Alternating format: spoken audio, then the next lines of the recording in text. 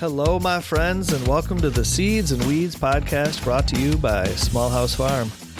Are you a gardener, an herbalist, a forager? Maybe you're just a little plant curious? You've come to the right place. This is Seeds and Weeds.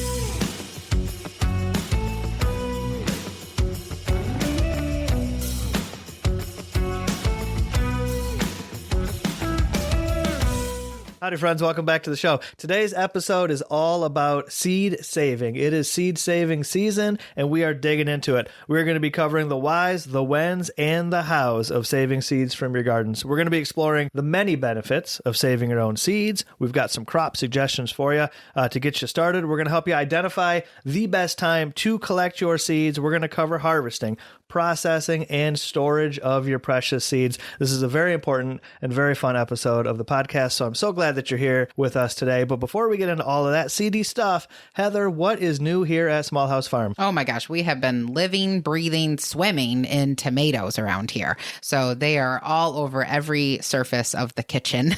We have 6 or 7 different varieties of tomatoes that we grew this year. So it has been awesome eating all of these. I mean, this is the moment that we've been waiting for. You know, you spend in January dreaming about the tomatoes that you're eating in August, and here we are. So you're really trying to stay in the moment and savor each flavor, but save some for the winter when I still need to taste that flavor of summer. It has been nonstop tomatoes. We're harvesting tomatoes, we're cooking tomatoes, we're eating tomatoes, we're freezing tomatoes, we're dreaming about tomatoes. It is tomatoes galore. It's been awesome. It's been so much fun. While you were talking, I was trying to count, but I think that we actually have 8 or 9 different tomato varieties out there. Oh, goodness. They all blur together.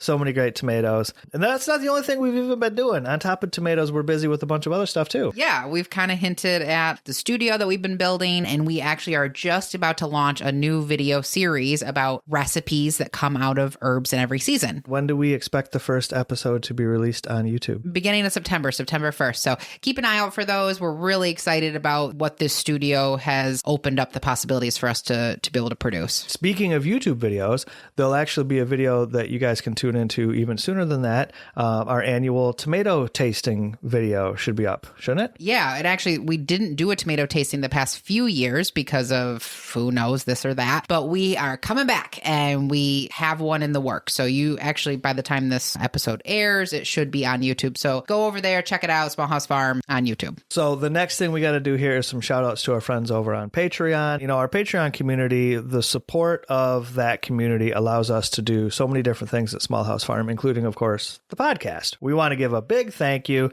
to Robin L. and Ethan Waldman. Thank you both so much for being a part of our community. We really appreciate your support. Many of the things that we do here, we couldn't do without you. So thank you very, very much. And if you're tuning in right now and you want to support the work that we're doing, whether it is the podcast, our community outreach, our seed preservation work, whatever it may be, you can find a link to our Patreon community right down in the show notes, or head on over to our website, seedsandweedspodcast.com. So let's dive into the hows, whys, and whens of seed saving. The very first thing that I think that we need to cover here is the why, helping folks understand why we want to save the seeds. I mean, obviously seeds are easy to purchase. You can get them at big box stores. You can buy them online. You can buy them from all sorts of different places. Why in the world do we want to save our own seeds? I think the best answer here is saving money. So not having to go to the store and buy seeds, having that self-reliance capability of reaching into your cupboard and having your own seed supply. Absolutely. And, you know, if you find a variety that you love, you save the seeds from it, because in the future, who's to know if you'll even be able to purchase that same variety again? Seed catalogs are always changing. So if you find something that you love, you don't want to take that for granted, because it may not be available from your seed catalog next year. But if you save those seeds, it'll always be available to you and you can enjoy it for years to come. And every time you save a seed from your garden, it actually performs better the next year that you grow it, and then continues to perform better for your local environment, your local ecosystem. You know, the seeds that you save from your garden will perform better for you than any seed that you'll ever purchase. Like Heather just mentioned, these plants are constantly adapting. In a way, we can consider seed saving as one of the most basic forms of plant breeding. What we're doing here is we're giving these plants time to adapt to our local climates, to our ecosystem, to our soil conditions, to our pest pressures, to our growing techniques, and the plants are going to continue to change and adapt to that. But in addition to this, we have the opportunity to make very specific selections. We can select, of course, we want to save the seeds from the healthiest plants so we can continue continue to get healthier plants. But we can save the seeds from the largest plants, or the spiciest peppers, or the juiciest melons, or the most disease-resistant tomato in your garden. Whatever it is, you can select these traits, and your gardens will continue to give you those traits, right? So we can form these plants to our liking in a way, which means happier plants and more food for us. That sounds amazing. I mean, that is a huge plus to doing this in your own garden. If you're new to seed saving, it can seem overwhelming. Like any new garden activity can seem difficult or tricky if you've never done it before. And as gardeners, we're out there. We're very, very busy as it is. We're a lot of weeding and a lot of watering and a lot of things going on. So thinking about adding another task into the mix can seem daunting. If you're very new to this, we've got some crop suggestions here for plants that they're relatively easy to save seeds from. And let me preface that. Let me actually say this. All seeds are easy to save. Anybody can do it. But having some of these easier, quote unquote, plants to work with, these gateway seed saving crops, will really help you get into the world of seed saving and realize how simple and rewarding it can be. So what are some of the plants on the list here, Heather? Well, beans and peas being some of the most hands-off seeds that you can save. They're so simple. The bean itself is the seed, right? The pea is the seed. So we know what the seed looks like. We know what we're looking for. You can watch it form on the plant. When you leave those pods on there past the green bean harvesting stage, and you can see the seeds literally forming in the pods, you see them. They're right there. So you just got to wait for them. This is a great example. And the beans and peas are a gateway for many people. And it's a slippery slope to obsession when you start saving beans, because there's so many beautiful seeds. I mean, because some seeds from other plants are so small that you're not really noting the seed code or the intricate designs of the seed. But some other crops that have smaller seeds are also great beginner crops. So we could think about things like tomatoes, lettuce, peppers. These are wonderful places to get going for a couple of reasons here. I think, one, these are crops that most of us are growing in their garden anyways. And for the most part, they're easy to grow. So we know what these plants look like. We know how to grow them. We know what to expect from them. And it is very easy to identify when those seeds are ready, because tomatoes and peppers, of course, are fruits. And what do before we pick them? Change colors, right? To signify their maturity. So that's how we understand that the seeds are ready as well. When the fruit is mature, the seeds are ready. So these are very easy crops to identify when those seeds are ready to harvest. And the same goes with flowers. You may not have realized that you were watching a flower go to seed, but when that flower starts to die back and it changes from the bloom to basically the seed pods, or however it may form depending on the plant, that is it, finishing its life cycle. Sure. Two flowers I like to recommend to new seed savers would be calendula and marigold, both of which are very, very easy to tell when the seeds are ready. You can see the seed. You can see the seed right in the flower head. When it dies back, the seeds are right there. They're visible. They're right on top. You can't miss them. Same could be said for most of our herbs, as they die back. So these are very simple plants you spend some time with them, you observe their life cycle, and you'll come to realize that the visual cues of maturity are very simple to identify. You'll see them, you'll recognize them, and then you'll be able to find that pattern again in other crops as well. There's some crops that can be a little bit more challenging, and not because it's hard to extract their seeds, but because of other reasons that may cause their seeds to not be exactly what you think that they might be. What we're talking about here is pollination. So at this stage of seed saving, where it's late summer, we're harvesting seeds, pollination has already occurred. Some of these crops, we need to have thought about pollination far earlier in the season. So if you're listening to this, take some of this information that we're about to share with you, and you can apply it to your garden next spring. So crops like brassicas. So we're going to be talking about things like broccolis and bok choys. They require insects for pollination, right? So they could have been cross-pollinated. Corn is another example here. The corn is so easy to save seeds from. The actual harvesting technique is very basic. You can identify the seed. It's easy to see. We know what it is. It's the corn kernel. It's easy to tell when it's ready, but cross-pollination is a very likely event in a corn plant's life. Corn is wind-pollinated. So even though it's easy to save the seed, without proper planting and isolation, that seed may have been cross-pollinated, which means that corn seed may not grow true to type, which means it's going to grow a different variety of corn. Which perhaps isn't always bad, and that could be okay, but it's just something to consider. So you could save the corn seed And you may not necessarily get the same looking corn the next year. But it's going to be corn. It'll be corn. We could say the same stuff about things like squash and pumpkins, the cucumbers that I mentioned, melons. These are all pollinated by insects, right? So if you're growing more than one variety of melon and they're the same species, they are probably cross-pollinated. You can still save the seeds from them, and the actual extraction of the seeds is very simple. You do it every time you eat a melon already. You're taking the seeds out of the melon, right? It's a very basic process here, right? But those seeds may be crossed. So if you're growing a green melon and you're growing an orange melon, they're probably cross-pollinated. You can still save the seeds and it'll grow some sort of melon, but you don't know what it's going to be. So that's the challenge there. There's a little bit of planning in advance that needs to happen to assure varietal purity. But don't let this bog you down. Don't get worried about these details. You can save those seeds. They will grow melons. They're likely going to be delicious anyways. Not a big deal, but tuck that information away for next spring when you're planning your garden. Another type of crop, though, that we need to consider that's also considered challenging are crops called biennials. These are plants that take 2 years to make seeds. Carrots are a great example here. Beets. They take 2 years to make seeds. So the first year is their vegetative growth. And then they're vernalized, they're overwintered, which causes them to go to flower the second year to make the seeds.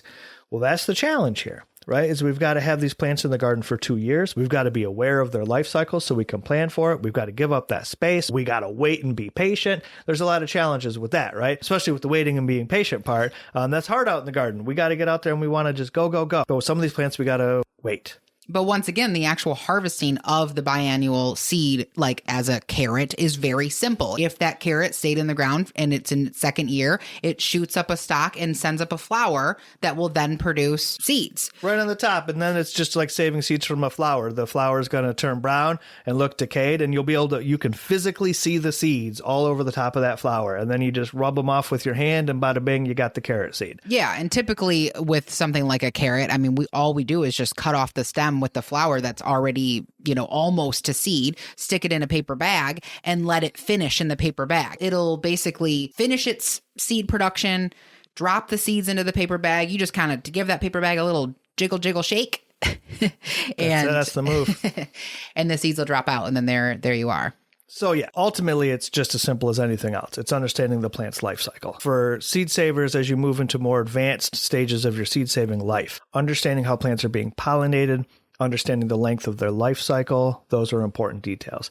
But for new seed savers, we're growing a lot of easy to identify annual crops. Just pick one crop. This is a thing I like to say to you. It's so easy to get overwhelmed with all these things. You don't have to do everything. You never need to do everything. We may want to do everything, but we know that's not realistic. And if we could just start small and just do a few baby steps, pick a couple of things, get more familiar with it, get some successes under your belt. So just pick one crop this year and say, I'm going to save seeds from these tomatoes. I love these tomatoes. They've been so good all year. Learn how to save those seeds. Save those seeds, enjoy them, grow them next year. They're going to be even better. But whether it's tomatoes or peppers, lettuce, doesn't matter. Pick one thing. Save the seeds from it. So I want to save seeds from the tomato, and it's really simple. Let's talk about how we got to do it. So the first thing when it comes to how to save seeds is actually when to save the seeds. This is the greatest challenge that people have, is identifying when are the seeds actually ready to pick. Tomatoes is a great example of an easy one to identify, because a tomato will change colors. It will change from green to red, or green to orange, or green to whatever color tomato you got. They got them all now. So we can kind of divide our seeds into a couple of categories here. We've got wet seeds and we've got dry seeds. Wet seeds are typically encased inside of a fruit. It's a moist, wet environment. And dry seeds are going to dry down and look brown and crispy when they're ready to harvest. Think about the flowers and herbs that we've talked about. Those are considered dry seeds. So we're going to put our seeds into those two categories. So how we process them is determined by the environment that they are in when they are mature. So you want to keep that in mind, is that your tomato needs to be completely ripe before you try to extract the seeds from it. Otherwise, the seeds will not be viable and will not germinate the next season. So I have my super ripe tomato in my hand, and I'm like, before I eat this, I'm going to take the seeds out. So I'm going to take my super ripe tomato that you got in your hand right there, and we're going to cut it open at the equator. Not from stem to blossom, but at the equator, the long way. This gives you access to all of the chambers inside. You see it, you cut that thing open, you can see all the little chambers holding all the juice and the seed, and then you're squeezing that tomato to get all the juice and the seeds out. Now dig it. The tomato is the most challenging of all of the easy to save seeds because of the step that we're describing here. So the little gelatinous coating on each one of those seeds, we got to get that off of that seed. We got to break that down and remove it from the seed. This is going to improve our germination. So we're going to squeeze all the gunk, including the seeds, into that quart jar. We're going to add a little bit of water to it, and we're going to set it on a windowsill, somewhere warm and sunny. What's happening here is a lactofermentation. So based on the sugar content of the tomato and the heat and humidity of your home, it could take 2 to 3 days for this to happen. And in about 2 to 3 days, you'll notice at the top of that water, this white mold scum starting to form. That's lactobacillus. That's what we're looking for. This is the good stuff. This means proper fermentation has happened. Those little bacteria are eating that coating off of those seeds. They're keeping the seeds safe, but they're eating that coating off of the top of it. So once you see that happen, fill that jar up with water the rest of the way. Give it a good shake. It'll separate right out. And all the stuff you do not want, all the bacteria, all that jelly gunk, all the stuff all floats to the top, and the good seeds will all sink right to the bottom. Now, this may be difficult for you to visualize while you're hearing me say it. Don't worry. Down in the show notes, I'm going to put a link, and down there you can click through to watch a video of us doing this exact same thing I'm describing. So if you're a visual person, you can watch a video of us doing this process. It may sound complicated if you've never heard this or seen this before, but I promise you it's very, very simple.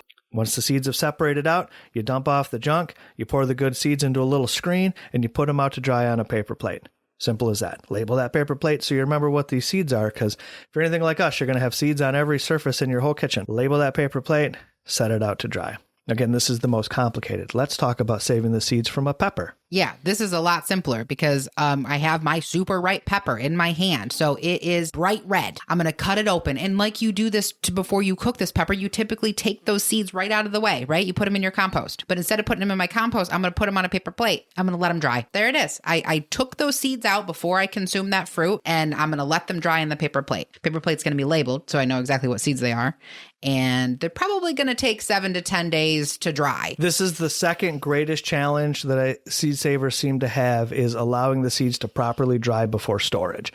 It's critical, like Heather just said, that you leave these seeds out to dry. If you package them up and they're not fully dry, if they still have moisture inside of them and you put them in a jar or in a baggie or whatever, they're going to mold. They're going to rot and they're going to be ruined. And goodness gracious, we don't want that to happen. So just be patient, let them sit out, make sure these seeds are fully dry before you package them up. But no fermentation is required for peppers and or actually almost any other seed. So tomatoes is the exception. Cucumber seeds also all ferment, and tomato seeds. They have that similar gelatinous coating, but for the most part with our fruits, we don't have to worry about that. Squash, melons, you just scoop them out, you wash them, you dry them.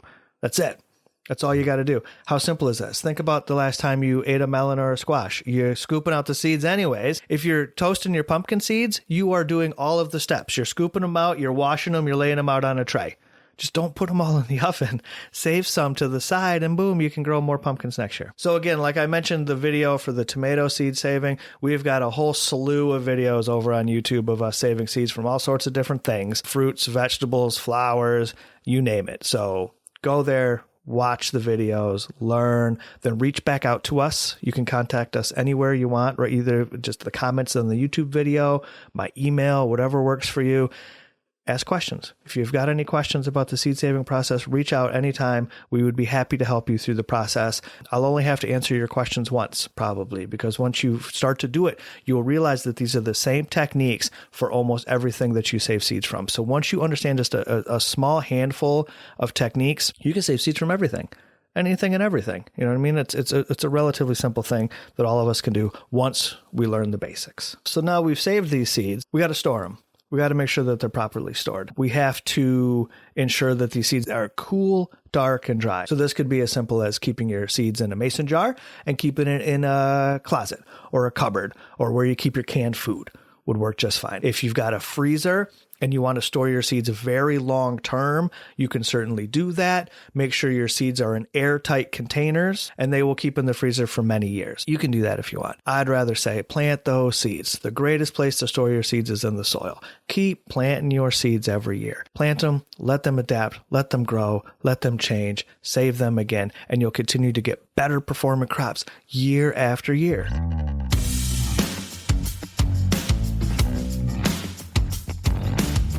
Well, there you go. And here we are at the end of yet another show together. Big thanks, everybody, for tuning in. We really appreciate all of your support. Remember, if you enjoy the podcast and you want to continue to support the work that we do, you can always consider joining our community on Patreon. You can find a link to that and so much more over on our website, which is seedsandweedspodcast.com. This episode was edited and produced by all of us here at Small House Farm, and the music we're saving our seeds to is Food Fuck from Alex Guz. Thanks again for tuning in, friends. My name is Bevan. And I'm Heather. And we'll see you next time.